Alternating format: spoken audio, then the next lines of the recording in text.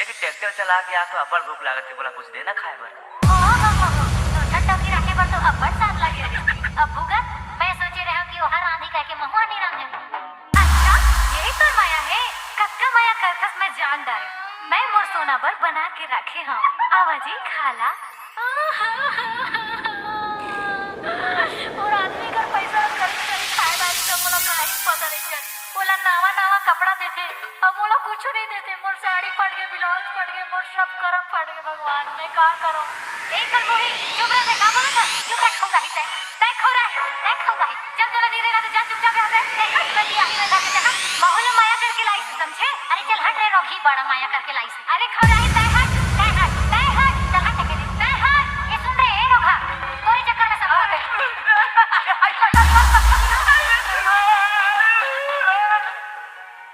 दूधन डौकी माँ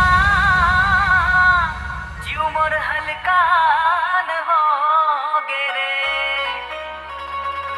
पहले रहो मैं सलमान खान, अब सिर्फ अली खान हो गे रे। Change music.